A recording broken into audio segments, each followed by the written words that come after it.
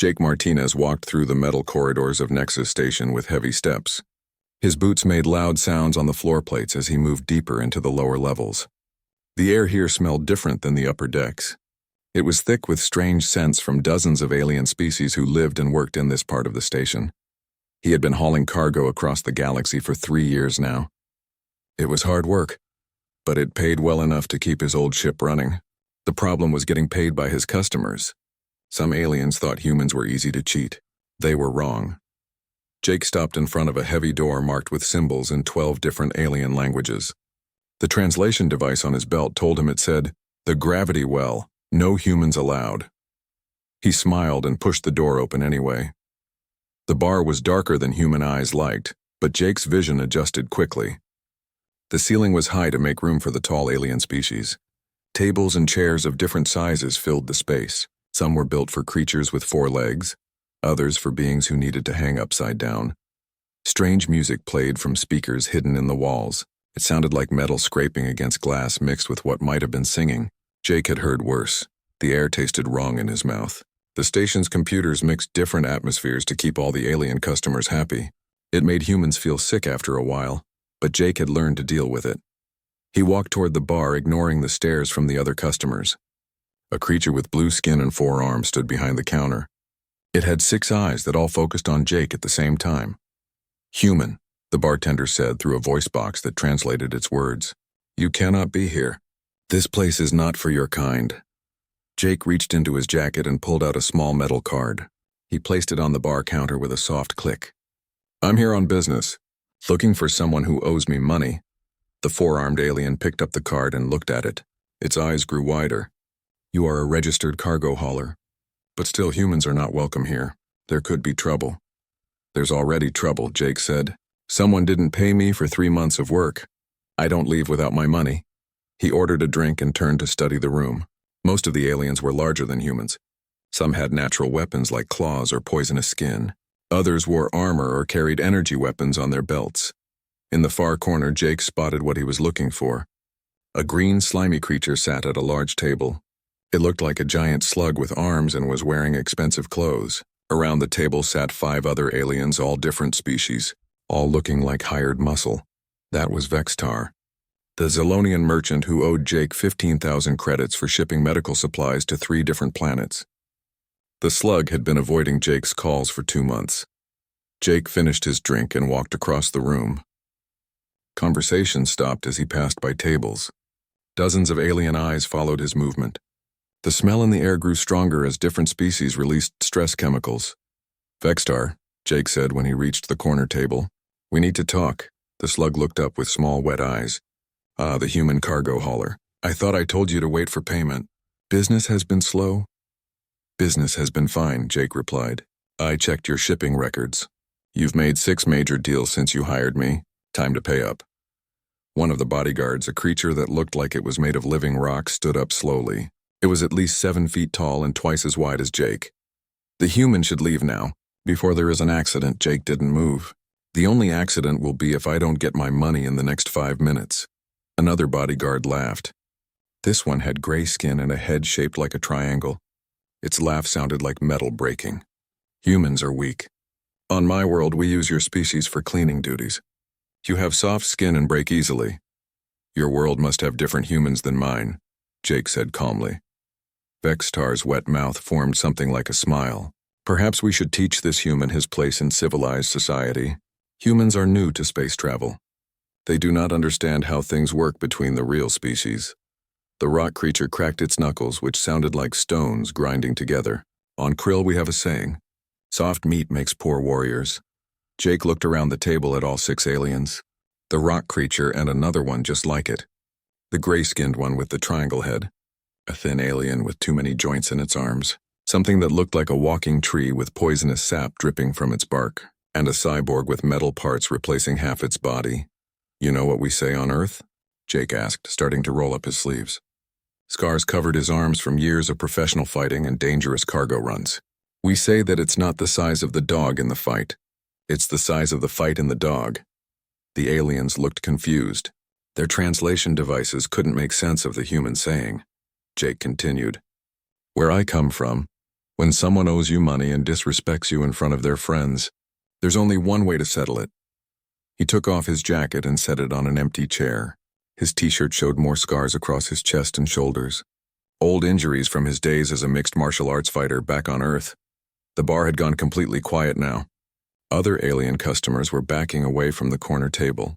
Some were already calling their friends to come watch. Others were placing bets through their communication devices. Vextar's bodyguards looked at each other uncertainly. They had expected the human to run away when faced with 6 professional fighters from different warrior species. "Human," the cyborg said in a voice that sounded like machinery. "You are alone. We are 6. This is not wise." Jake smiled for the first time since entering the bar. It was not a friendly smile. 6 on 1? Where I'm from, we call that a Tuesday night. The largest rock creature stepped forward. Its massive hands could crush a human skull without effort. "I am Krex of the Krillian warrior caste. I formally challenge you to single combat." "That's real nice," Jake said, loosening his shoulders like a boxer getting ready for a match. "But I don't do single combat when someone's hiding behind their friends." "You all want to dance? Then let's all dance." The alien customers in the bar began making excited noises. Some had never seen a human fight before. Others had heard stories but didn't believe them. All of them thought Jake had lost his mind. Jake stood in the center of the 6 aliens and waited. His heart rate was steady. His breathing was calm. This wasn't his first bar fight, and it wouldn't be his last. "Last chance, Vextar," he said without taking his eyes off the bodyguards. "Pay me what you owe and I walk out of here peaceful." The slug made a wet, disgusting sound that might have been laughter. "Kill him." The 6 bodyguards spread out around Jake in a circle. They moved slowly like predators surrounding wounded prey. Each alien was confident this would be over quickly. Humans were soft creatures who had only recently learned to travel between stars. They were not warriors. Krex, the largest rock creature, flexed his massive stone fingers. Each hand was the size of Jake's head. "Human, you have made a grave mistake. Krillians have been fighting wars for 10,000 years. Your species still fights with primitive weapons." Jake kept turning slowly, never letting any of the aliens get behind him for long. "We also invented something you might not know about. It's called mixed martial arts. We fight for fun."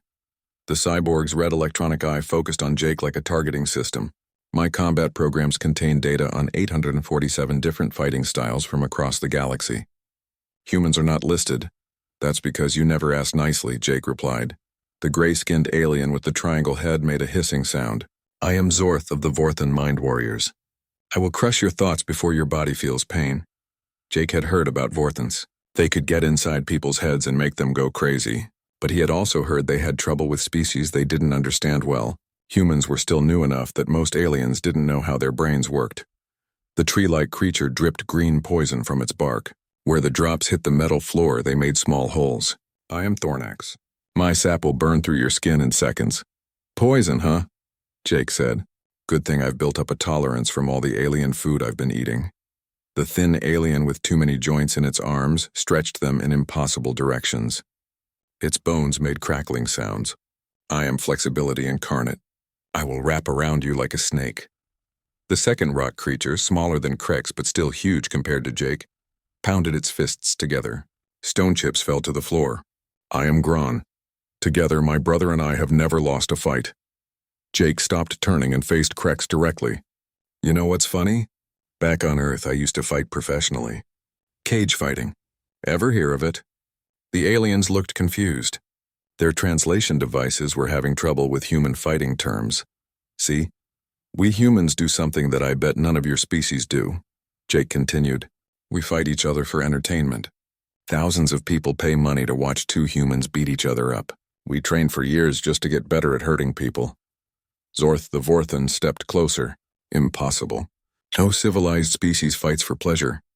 "That's where you're wrong, Triangle Head," Jake said with a grin.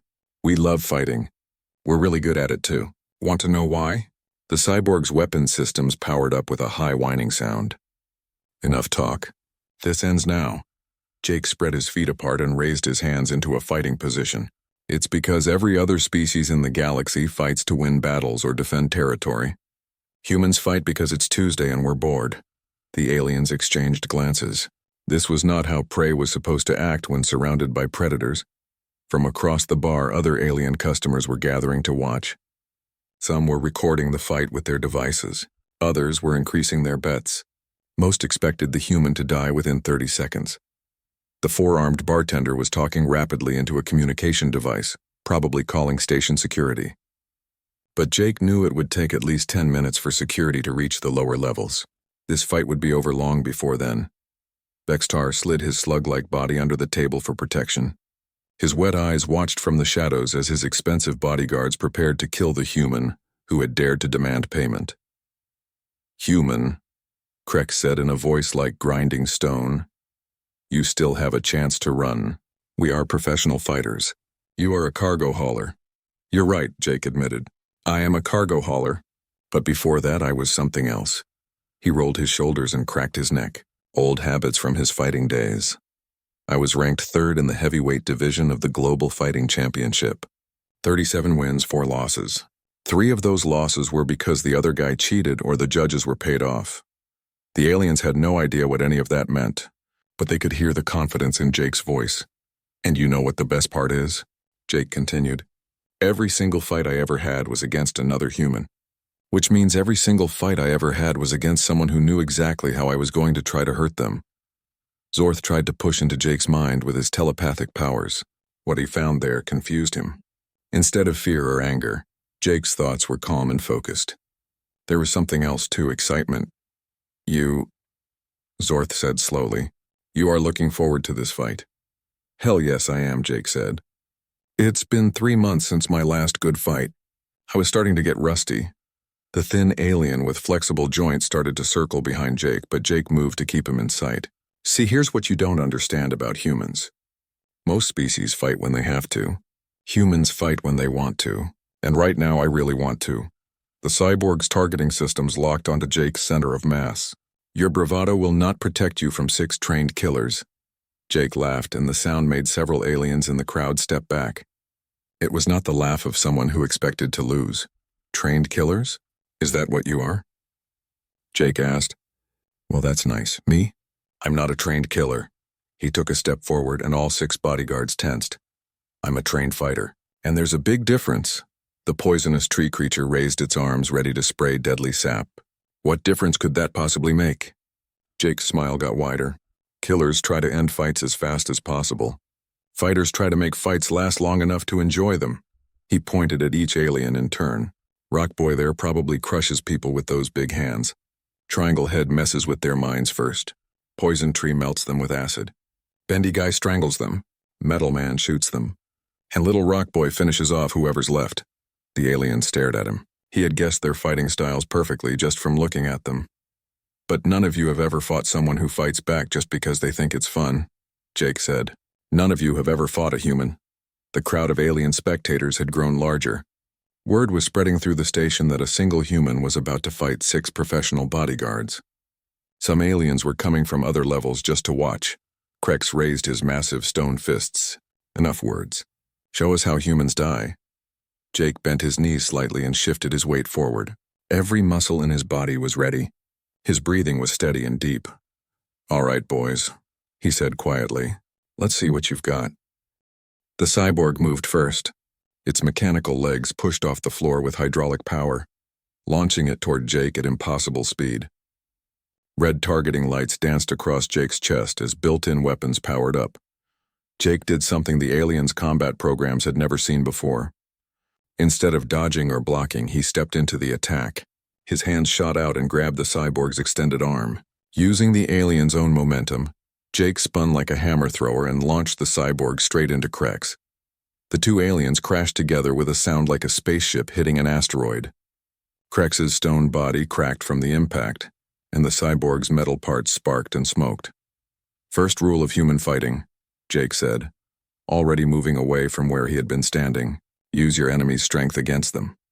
Zorth the Vorthon tried to push confusion into Jake's mind, but the human's thoughts were too chaotic.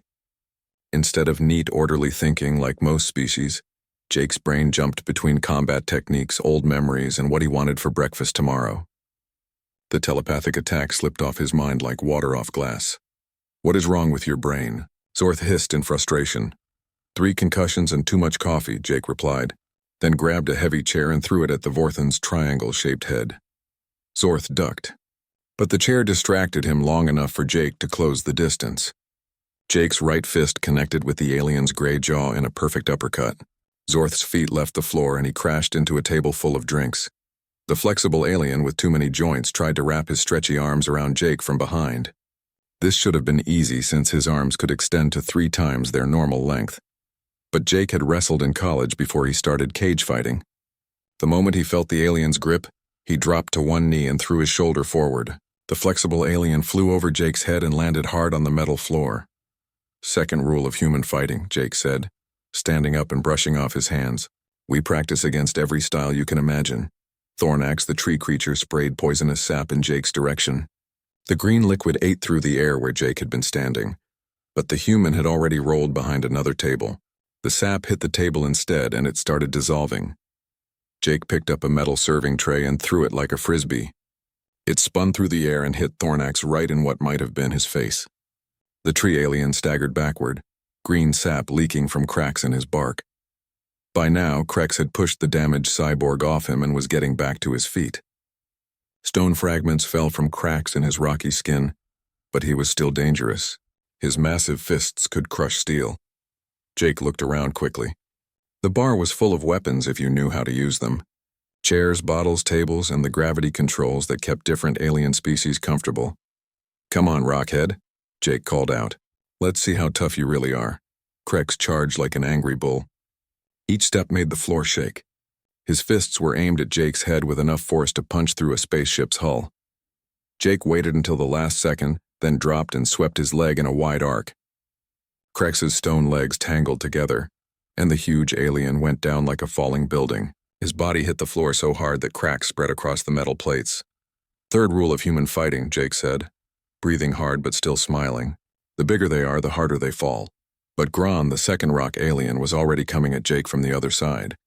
This one was smarter than his brother. Instead of charging straight ahead, he moved in a boxing stance with his guard up. Jake ducked under Gron's first punch and came up with an elbow strike to the alien's ribs. His elbow hit solid stone and sent pain shooting up his arm, but he heard something crack inside Gron's body. The rock alien's counterpunch caught Jake in the shoulder and spun him halfway around. It felt like being hit by a sledgehammer.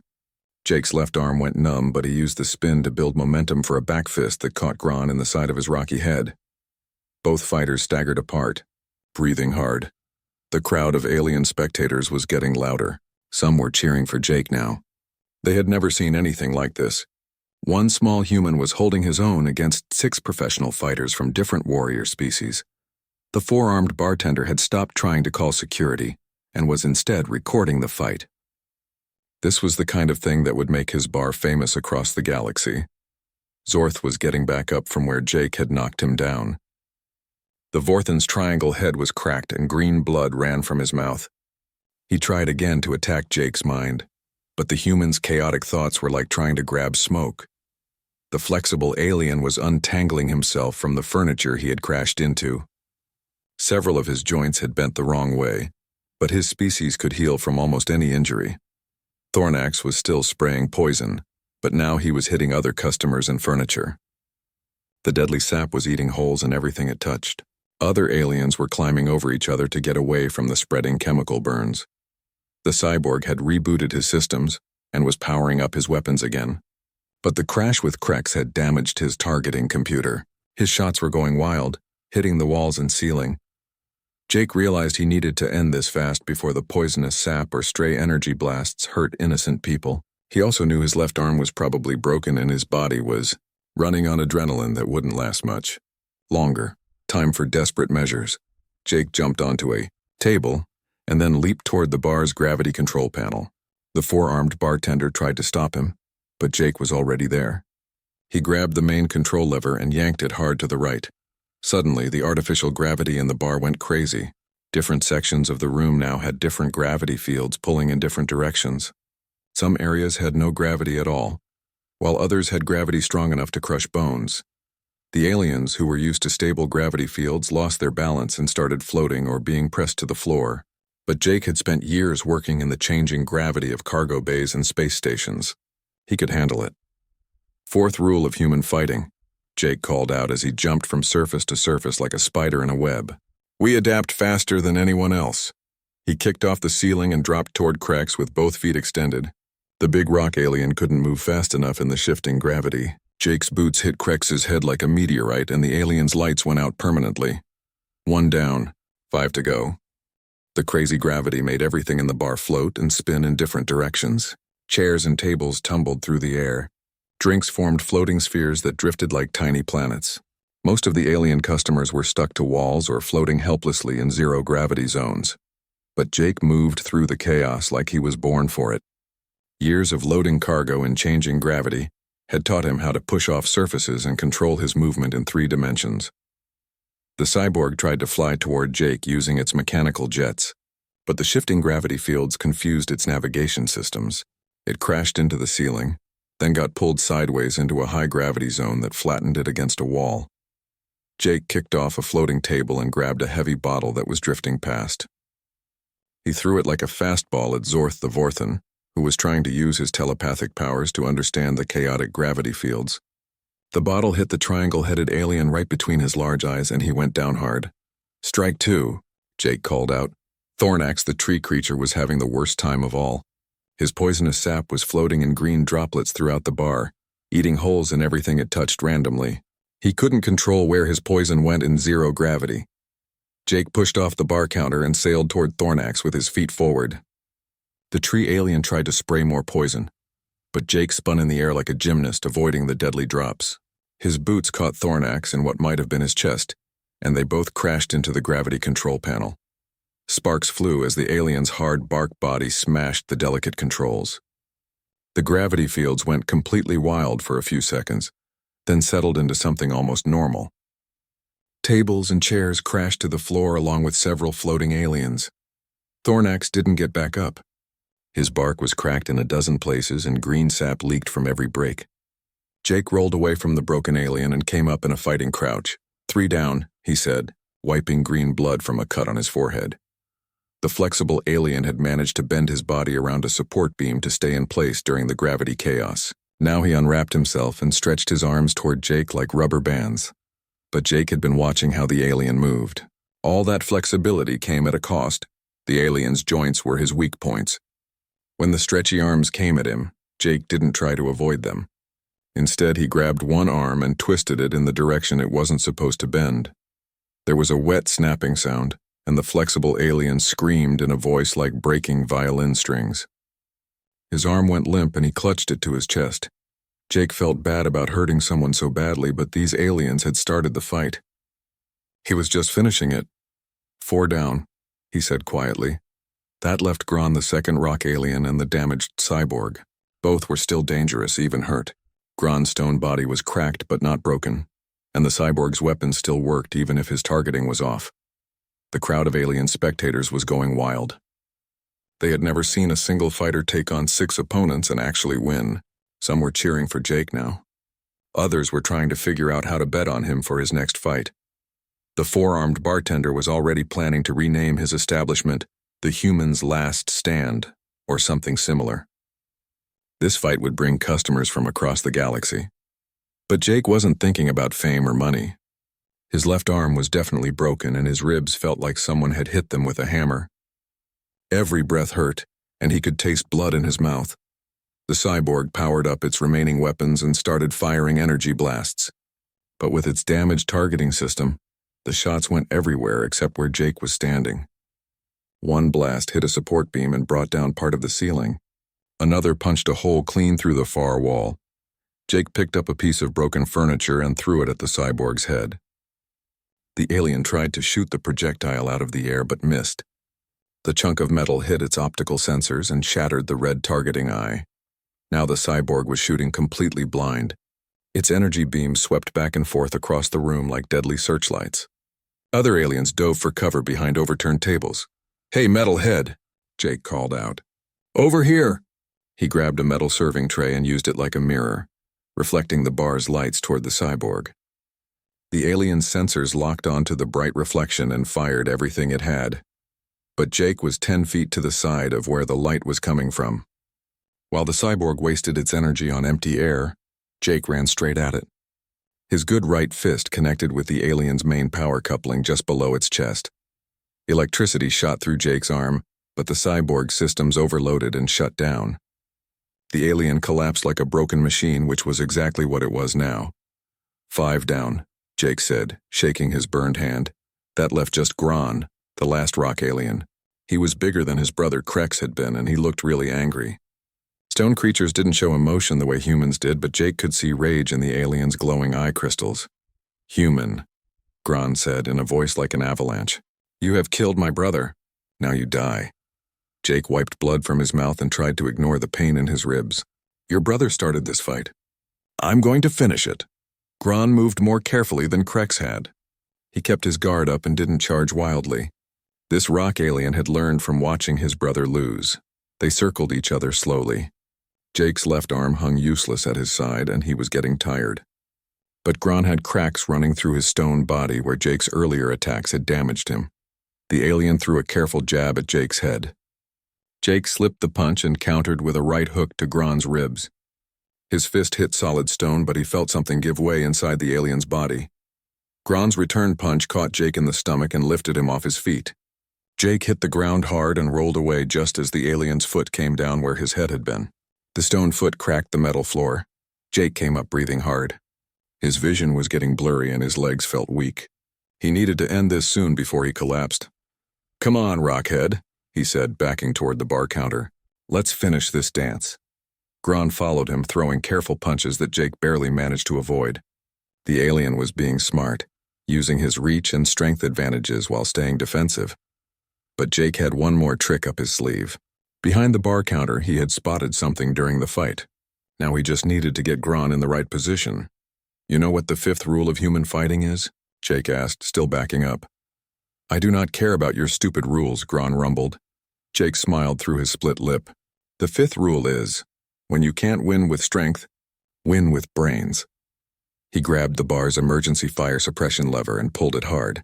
Jets of chemical foam sprayed from nozzles in the ceiling, designed to put out fires from any type of atmosphere. The foam was specially made to work on silicon-based life forms as well as carbon-based ones.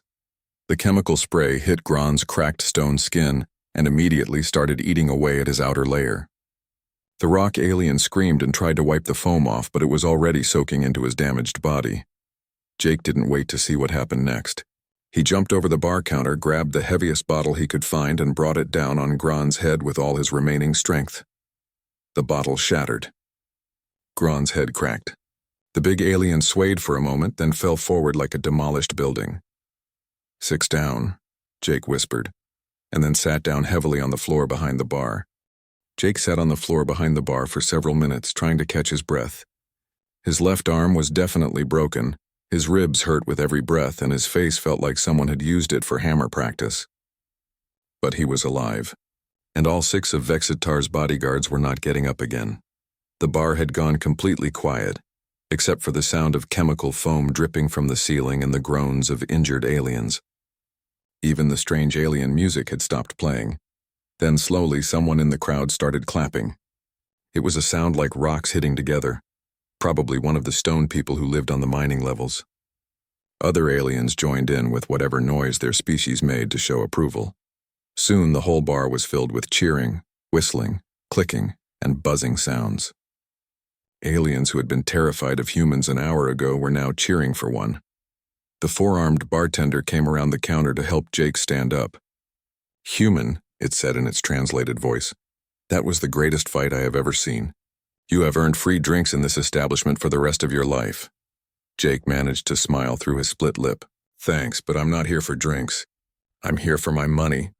He looked around the ruined bar until he spotted Vextar. The slug-like alien was still hiding under his table, surrounded by pieces of broken furniture and unconscious bodyguards. Come out. Vextar, Jake said, his voice carrying clearly across the quiet room. Time to pay your debts. The Zolonian merchant slithered out from under the table very slowly. His wet skin was pale with fear and his small eyes kept looking at his defeated bodyguards. The money, Jake said simply. 15,000 credits, plus interest for making me wait, and damages to the bar. Vextar's mouth opened and closed several times before any words came out. Yes, of course. Right away, I have it all on my personal credit chip. The slug fumbled with shaking hands to pull out a small electronic device. He pressed several buttons and Jake's communication device beeped to confirm the money transfer. Jake checked the amount. $15,000 for his original job, plus another $5,000 for interest and bar damages. It was more than he had expected, but he wasn't going to complain. "Pleasure doing business with you," Jake said. Then he looked around at the crowd of aliens who were still watching him. "Anyone else owe me money?" Several aliens in the crowd suddenly found other places to look. A few quietly slipped out of the bar. Word would spread quickly that the human cargo hauler was not someone to cheat. The flexible alien was conscious now, holding his broken arm and making soft whimpering sounds. Jake walked over to him. "Sorry about your arm," Jake said. "Nothing personal. You'll heal up fine." The alien looked up at him with large, frightened eyes. You apologize? After defeating us all? Like I said, nothing personal. You were just doing your job. I was doing mine." Jake turned to address the whole room. His voice was tired but clear. "I want everyone here to understand something," he said. "I didn't start this fight. I just came here to collect money I was owed.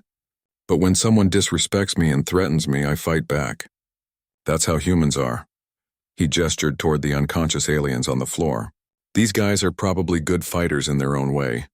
But they made one mistake. They thought humans were weak because we're new to space." An alien in the crowd called out, "What makes humans such good fighters?" Jake thought about it for a moment. "Most species fight when they have to. Humans fight when we want to. We've been doing it for fun for thousands of years. Boxing, wrestling, martial arts, we invented them all because we like fighting." Another alien asked, "Is it true that humans fight each other for entertainment?" "Every weekend," Jake confirmed. "Big arenas full of people cheering while two humans try to beat each other unconscious. Then afterward, they shake hands and go get drinks together." The aliens looked at each other in amazement. This explained a lot about human behavior that had confused them. A Krillian warrior near the back of the crowd stepped forward. He was even bigger than Krex had been, with scars covering his stone-like skin. "Human," he said in a voice like grinding rocks. "I am General Thrak of the Krillian Defense Force. We have been looking for new species to help train our young warriors. Would you be interested in a job?" Jake blinked in surprise. "You want to hire me? To do what?" "Teach our fighters how to think like humans do in combat. Show them how to fight when outnumbered. Our warriors are brave but predictable. You fight like chaos itself." Other aliens started speaking up. A Nexari merchant offered Jake work as a bodyguard. A Thessian shipping company wanted to hire him as security for dangerous cargo runs. Even some of the customers he had fought in front of were asking if he gave fighting lessons. Jake held up his good hand to quiet them down. "Thanks for all the offers, but I like hauling cargo. It's peaceful most of the time. But you will consider training contracts?" General Thrak pressed. "The Krillian Defense Force pays very well." Jake looked around at all the eager alien faces. A few months ago, most of these species had thought humans were soft and weak. Now they wanted to learn from him. "Maybe," he said finally. "Send me a message with details. Right now I need to get this arm fixed and find my next cargo job." He started walking toward the door, then stopped and turned back to the four-armed bartender. "You might want to put up a new sign," Jake said. "Something like 'Humans Welcome, Fighting Encouraged.'" The bartender's 6 eyes all focused on Jake. "What should I call the establishment now? This fight will make it famous across the galaxy." Jake thought about it. "How about the Humans' Last Stand?" "That sounds about right." As he walked through the crowd toward the exit, aliens stepped aside respectfully. Some reached out to touch his shoulders or arms like he was some kind of celebrity. Others took pictures with their communication devices. Near the door, Jake met a young alien who looked like a smaller version of the Krillian warriors. It had smooth gray stone skin and bright golden eyes. "Human Jake," the young alien said in careful translated words. "Will you teach me to fight like you?" Jake looked down at the eager young face. "What's your name, kid?" "I am called Pebble. I know it is not a strong name like the great warriors have." "Pebble's a fine name," Jake said. "You know what I'm going to teach you first?" "How to punch?" Pebble asked hopefully. "Nope. I'm going to teach you when not to fight. Fighting should always be the last choice, not the first one." The young alien looked confused. "But you just fought 6 trained warriors and won." "That's right. But first I tried to get my money peacefully. I only fought when they didn't give me any other choice." Jake knelt down to be closer to Pebble's height. ignoring the pain in his ribs. Real strength isn't about winning fights, kid. Real strength is about knowing when you have to fight and when you don't. Most problems can be solved without throwing a punch. Pebble nodded seriously. I understand. When do I start learning? Jake smiled. Tell you what, come find me at Docking Bay 17 tomorrow morning. I'll teach you some basic human fighting techniques before I ship out. As Jake finally made it to the door, he could hear the crowd behind him already turning the fight into a legend. By tomorrow, the story would have spread to every level of the station. By next week, it would be told on planets across the galaxy. He stepped out into the corridor and started walking toward the medical center to get his arm fixed. Behind him, he could hear aliens arguing about who was going to clean up the mess and whether the chemical foam had permanently damaged the gravity controls. Jake Martinez, cargo hauler and former professional fighter, had just become the most famous human in this part of the galaxy, and all he had wanted was to get paid for an honest day's work. He was already looking forward to his next delivery job. Space was a big, dangerous place full of aliens who thought they were tougher than humans. They were about to learn otherwise.